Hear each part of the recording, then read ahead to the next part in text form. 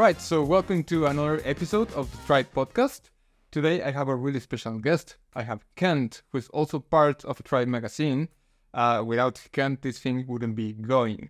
Kent does a little bit of everything. He's a genius. He's a genius marketer, copywriter, project manager, UI UX designer. You name it. You name it. My friend, welcome to the podcast. Can you tell everybody a little bit about yourself? I'm Kent. Hello, everyone. I come from Hong Kong, and I have quite a background in the e-commerce marketing. And then, I came here trying to see if I could do a career change. I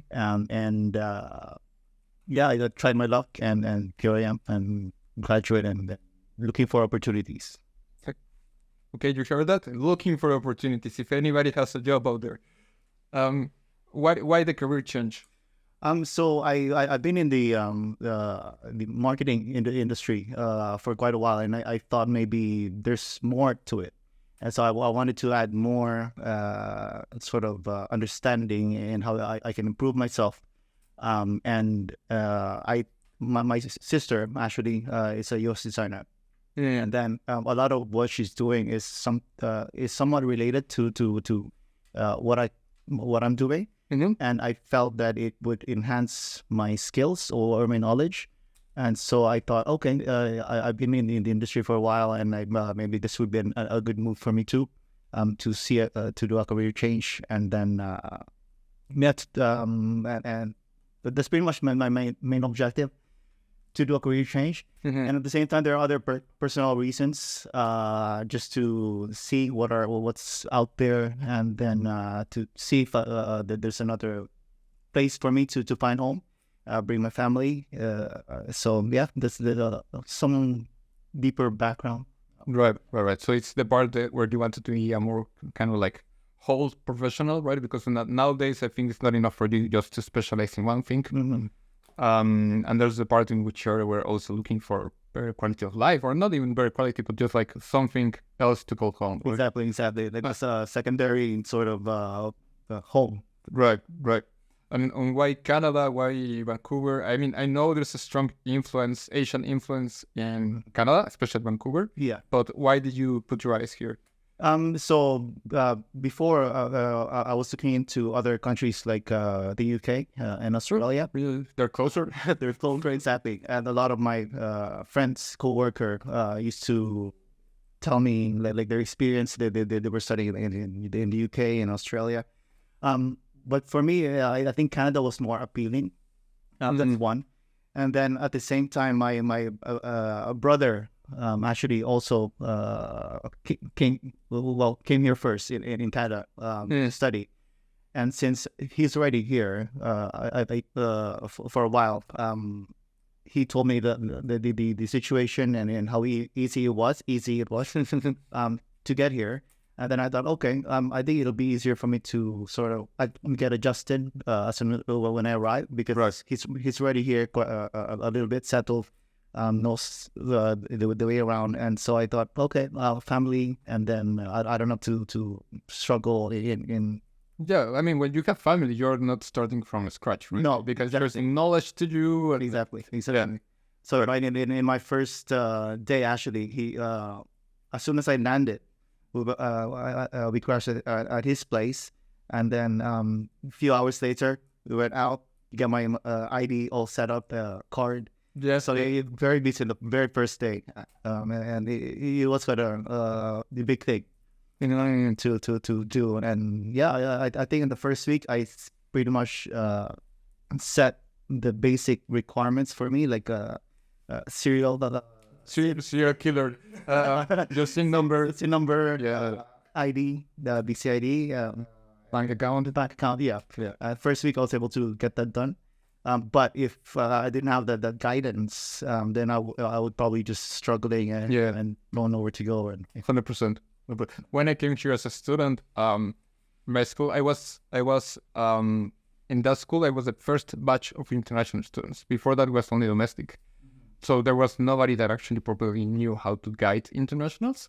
So when I arrived, one of my student advisors, she said, maybe you want to consider getting a SIN number. Like maybe, like if it was something casual, like you want to, if not, then forget about it. Right. But yeah, man, doing that in the first week, that's a great way to start, because then you can immediately work and try to network and whatnot. Exactly. Right. Exactly.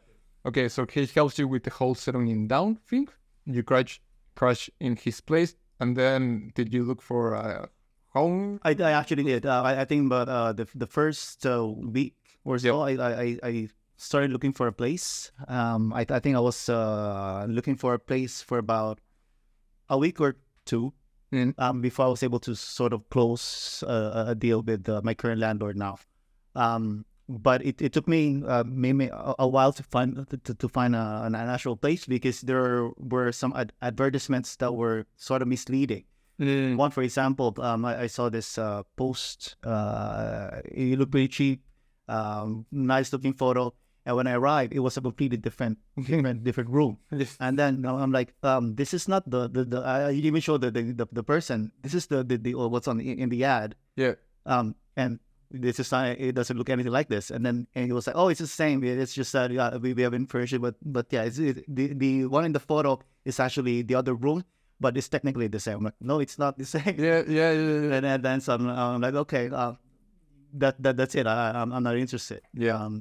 And then a couple of other places I looked at, and then there's one. Finally, I found this place now, which was pretty good. It's in Joyce, and the landlord is pretty nice.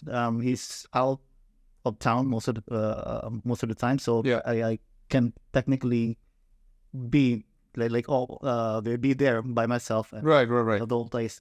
So yeah, I think I got pretty lucky with that. Okay, and was it hard for you to actually get the accommodation? Like, because I know that for many people they ask for you to prove that you're working in Canada and some financial statements and then a reference and. So I got lucky because this landlord he was saying that, okay, I know you're here in Canada. I'm not expecting you to be to have references and all that. But I'm getting a good vibe, and I think you're pretty mature with the situation and my impression. And so if you're interested, make the down payment. Actually, there were other two people that were also that he was considering. And it's like, but I'm getting a good vibe. So if you're interested, let me know by tonight, and then I'll definitely yeah. And then so I did after some actually as soon as I left, I'm like, okay, this is the place I want. Nice. And then yeah, I secured it. I made the deposit, and then I moved out a month later. No, 2 weeks later, because there was still somebody in that in the place. Yeah. So yeah, give me like some time to get adjusted and prepare to. So how long did it take you from time you arrived to getting the place? I would say about 3 weeks. Oh, that's not bad. That's not bad. I remember moving in on Feb 15. Yeah. Feb 15. I arrived in Canada January 20, towards the end of January. Mm-hmm. So about 3 weeks, should be at least 3 weeks. So it was pretty quick. 2022? 23. 2020. This last year. And it's pretty smooth sailing. So I feel bad if I'm not like experiencing all this struggle, but I think I was pretty lucky with like you have been living as a relative here right now, and then finding a place quite rather quickly. Yeah. Right. Yeah. I don't think you need to feel bad. I think first of all you had your brother to guide you a little bit.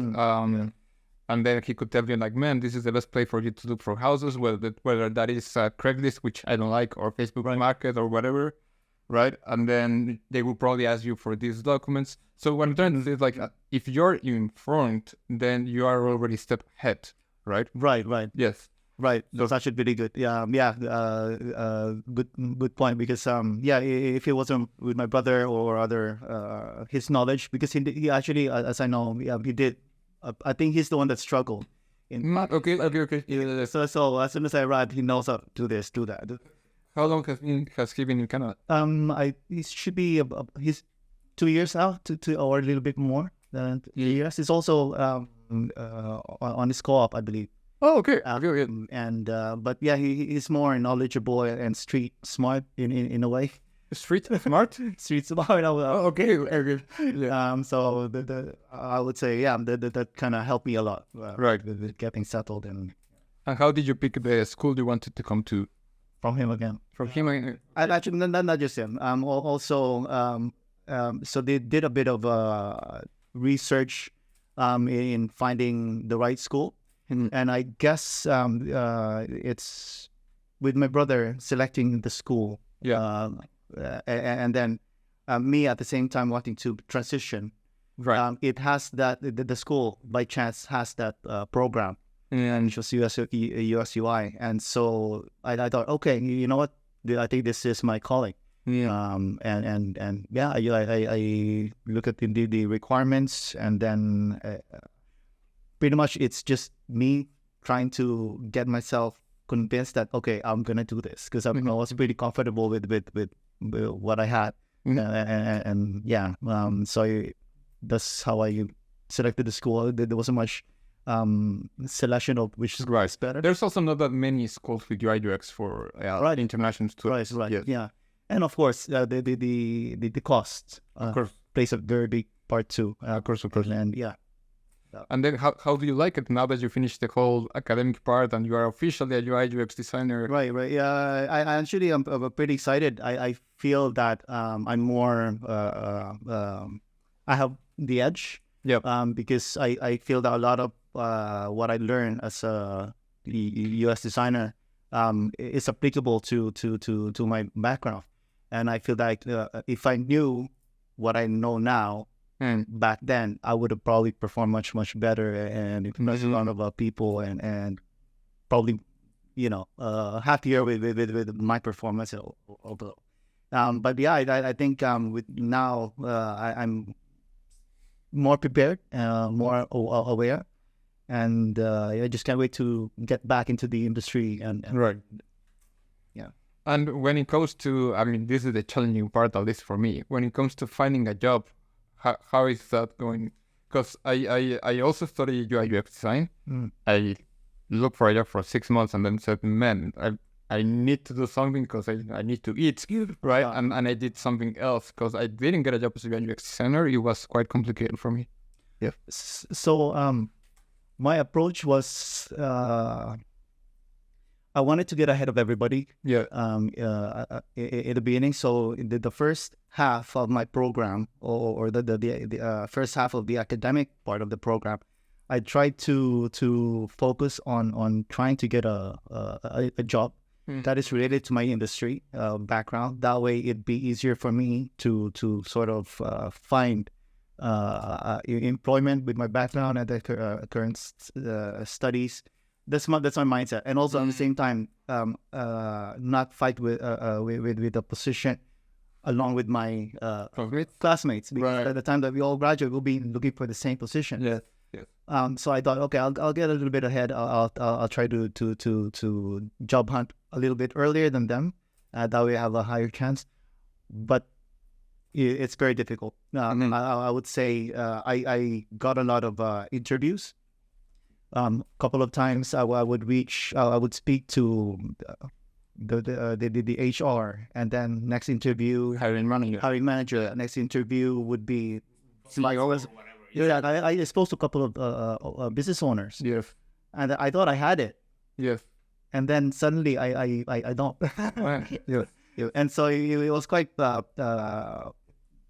painful and brings you down your confidence, because you prepare for it. It took like weeks, and then you have to mentally. I had to prepare myself mentally, and then I thought I had it. And then suddenly I don't. So I'm like, oh, what am I doing? And I remember this one in particular that I really wanted. Yeah. And it's in robotics. And I'm like, having that I work with robots. Yeah. Just having that a funny thing to say to everybody. But then I don't. Yes. And then I'm like, okay, I'm going to take a little break just to get myself together, have a proper mindset, And then I'm at it again, trying to job hunt, and currently I'm trying to build my portfolio. Super important for Super important. Yeah. And hopefully it won't take too long. I think as Nacho said, networking also is super important, right? Definitely. And then I think one of the issues that number one issue that international students report is job hunting. And then within job hunting, I think the next issue is also not falling into taking everything personally, in the sense that, why am I not getting the job? Am I not enough? Are my skills not enough? Right? Because it's really draining, right? It drains your energy, your overall energy, and your health also starts declining if you take it personally. It's really hard, man. How did you cope with it? I just take it one step at a time, day by day. And funny that you mentioned it. Actually, I networked with another person. Yeah. Connected with her through LinkedIn, and then I gave her. I visited their website, and then I said, I really like what you're doing. And I looked at your career page. There's something there, but I'm really interested and just wanted to reach out to see if there's any opportunity or how. Yeah. And then she got back with a message like, you're a unicorn, because you're very strong with this thing, and I think you'd be a great addition to the team. I'll forward your resume, your CV to the hiring manager. And then so I'm getting all that kind of nice response, acknowledgement, responses.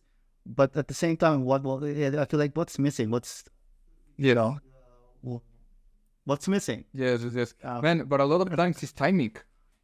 A lot of the times it's just timing, right? And there's a point in which, if you're doing everything by the book, which is you're building your portfolio, you are proofreading your portfolio and your resume, you are getting interviews and whatnot. It's just about timing and networking. That's what I believe. And then the challenge comes in not taking personally all the rejections and whatnot, because as you mentioned, the what's missing, maybe it's nothing. Maybe it's nothing, because more often than not, they usually hire somebody that they already know, right? Okay, good to know. Yeah, like in Vancouver, 80% of job positions are filled because of networking. Right. Yeah. So if we have Kent, who is an outsider of the company, and he's really good, but then Jeremy, who has been in the company 3 years, also wants the same position, they go for Jeremy. Right. Because they know how work ethics and more familiar. Right. Yes. So 80% of job openings in Vancouver are filled because of who you know. Mm-hmm. So that's super powerful. So that means that applying as an outsider already puts you in a disadvantage somehow, right? And therefore, I think the golden rule should be try to not take it personally. Yes. Yeah. I mean, it can also be a signal, because when students come to me, and then just to clarify, I'm a career developer, so I know about job hunting. But when students come to me and say, "Hey, man, I'm not getting job interviews," then that for me means that either the resume is not the best, or the way they're looking for a job is not the best. Because if you're not getting interviews, then something is wrong, right? And then, hey, man, I'm getting interviews, but I don't pass through the first interview. What that's telling me is maybe that your interview skills are not the best, right? But if you're getting all the way down to the final moment in which the CEO or business owner tells you, "Man, you're good, blah, blah," then I think it's more about timing than anything else, man. I like that you put it that way, because it kind of gives it makes it easier to accept, like, the Cope, right? Cope, yeah. I like that. Yeah, man, please, and lots of networking. A good idea also when it comes to networking is, I like that you send a message to a random person. You say, "Hey, I like what you do, and if by any chance you're hiring, then I'm available." That's good. A lot of people, though, are a little bit, they are a little bit, not afraid, but they don't like those kind of messages because they could be a little bit invasive. Okay, let me try to put an example. So imagine there's a girl at a bar, and you approach to the girl and say, "Hey, I thought you were really pretty, and I think I'm the perfect fit for you. Look at me, I'm like super fit, and I made this amount of money." The girl will be like, what are you talking about? I didn't ask you anything, right? Right. But if you approach to the girl or anyone, it's like, hey, I really like your sweater. Where did you get it? It's way less invasive, right? Right. True. So a lot of people, when it comes to networking, I think you should approach it as if it was you were trying to date them, in the sense that if you show interest first, they might show interest back. So you could say, hey, I've been following your work, and I think what you did in this particular project was amazing. How did you do it? Can you give me some advice? Right. So they're a little bit more open to talk. Yeah. And then you can establish a connection. And with a real connection, they can refer you. They can maybe consider you for a particular position. That way of networking is way stronger than just like, hey, can you give me a job? Right? Yeah. Understand. So, man, if you want, I'm going to invite you to try to practice that kind of networking, right? If you show real interest for something, then they're going to have interest back. Yeah. Right? Yeah. Because we like to talk of ourselves, man. So you say someone, hey, talk to me about yourself, then why not? Here we go. So, yeah, try that and see how it works. I think it's going to help you with your networking game for sure. Yeah, definitely. I feel I still need a lot of work with my networking. I'm quite introverted. Yeah. Actually, very introverted. So it's a big challenge for me. But I'm working on that, and definitely I'll be more proactive with the. Yeah, man, please do. And then don't get me wrong, I'm an introvert as well, and I rather try to network with somebody through mail or whatever rather than go in person and say, hey, I don't like that, right? So the advantage today, nowadays and age, is that you can go to LinkedIn, find anybody you want, send a message to them, and that's already networking, right? And then you can try to establish a connection first through screens, right? Just chat it. Yeah. Than in person. It's a little bit easier, right? Funny you mentioned LinkedIn, because I did reach out to a lot of like hiring managers or employees of certain companies.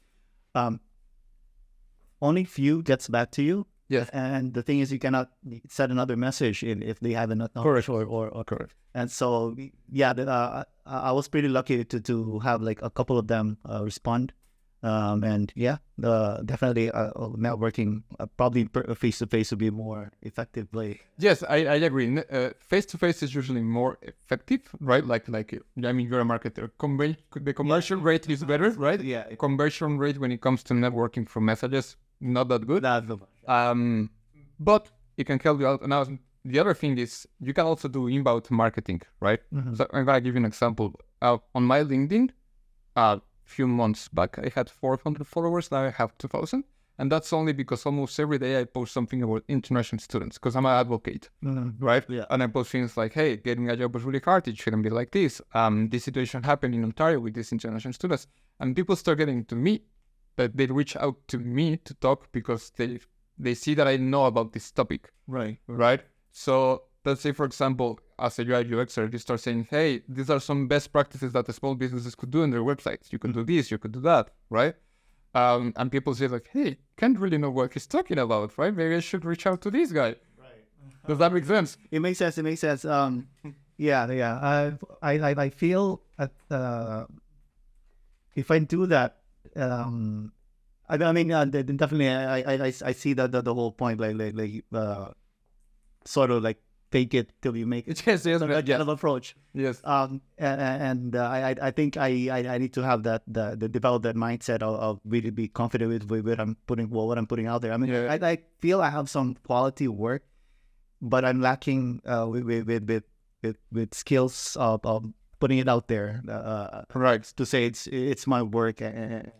But then that's also another area of opportunity. I'm sorry to interrupt, but another good way for you to put yourself out there is asking questions. My LinkedIn back in the day, when I optimized it to be a designer, right? So that I could see content about design. There's a lot of UI UX designers. Hey, I had this case study and I was thinking A or B, what do you think? And then people would comment, right? But they would see this guy is an active UI UX designer. He's asking questions. That means that he wants to grow, right? And then other UI UX designer would say, hey man, you did this wrong because X, Y, Z. And then you connect with them. Thanks for your opinion. Is there anything else I should do? Blah, blah, blah. Right? So that's another area of opportunity. Yeah. And as a marketer, you can say, okay, my Tuesdays are going to be asking questions. And my Thursday are going to be showcase my expertise. I don't know. I think the challenging part is, this is all personal branding, right? Sure. By default, we all have our personal brand. We want it or not, it's out there, especially in LinkedIn. Because it is so important for you to network, you should have a good personal brand. So if by default you have one, then you should try to practice and make the best out of it. I know it's challenging because, man, it takes time. Making a portfolio takes time, a lot of time. Finding a job takes time, and then trying to network takes time. So finding a job on its own and developing the personal brand, it's almost like a job on its own. It's a lot of hours behind it. I completely understand. One thing that I'm one of the probably the reason why I sort of need to develop my social or LinkedIn is because it's only now that I became more proactive with LinkedIn and networking, because in Asia, at least in Hong Kong, it's not it's not a thing. Or maybe I'm not in that in that sort of environment. Yeah. But it's only now that I had the thinking of, okay, I need to be proactive on LinkedIn in order to network, find opportunities and all that. So I think that's part of what I'm learning while here, and then I think that's something that I'll definitely probably bring back home and develop some more. Right. I think that's just cultural shock, right? When you come to another country, by default they do things, they have things that in your home country is not the same. And you need to learn and adapt and then try to do it as quick as possible as well. Something as simple like, for example, back in Mexico, it is quite common for you to put your picture in your resume. And you can put all your work experience in your resume, and one size fits all. You don't need to customize it. Hey, this is my resume, just send it out. All right. And then somebody reach back to you, right? Great. But here is not like that, right? Here you need to customize your resume almost every time you're going to apply somewhere if you want to have better chances.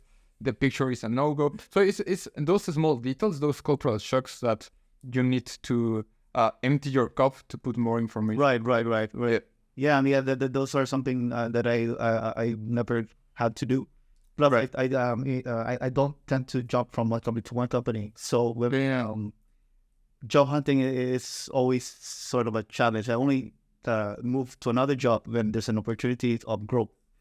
And so my resume when I came here, it was probably it's quite old and very old school sort of template. Right.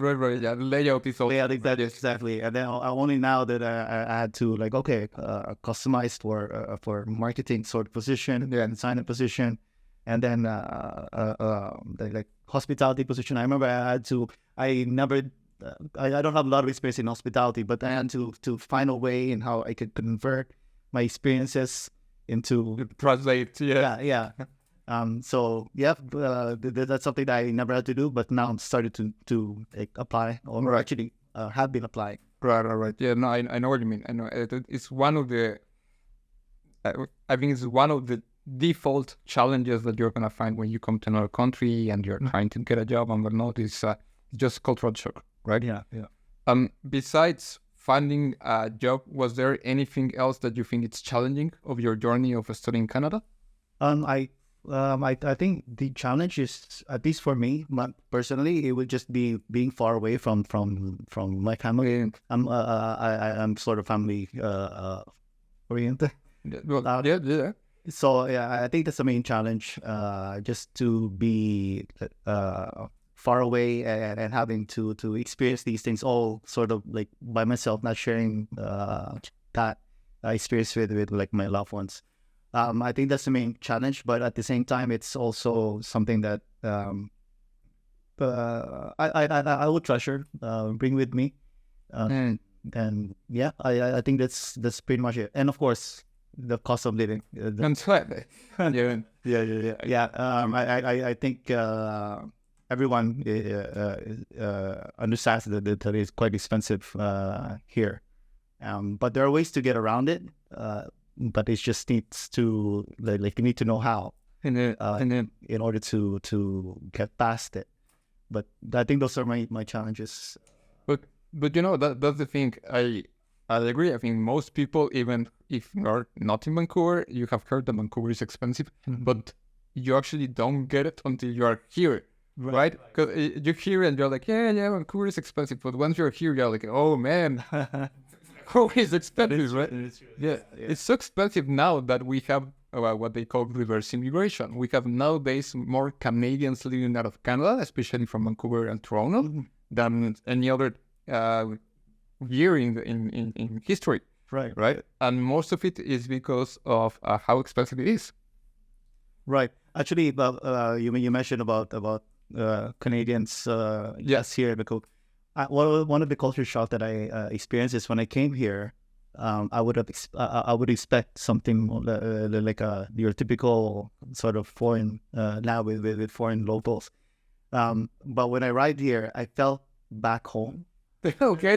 Yeah, that's good. In Hong Kong, it's Asia. So when I came here, I'm like, it feels like I'm home. The only difference is that everyone speaks English. Yes. And so it's sort of like a natural. But then I felt.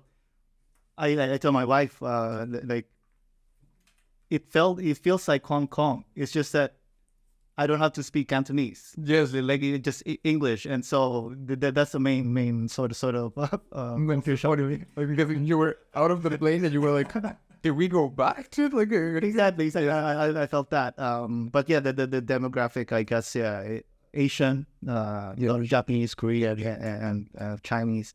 But yeah, that's one of the things that I did not expect. Right.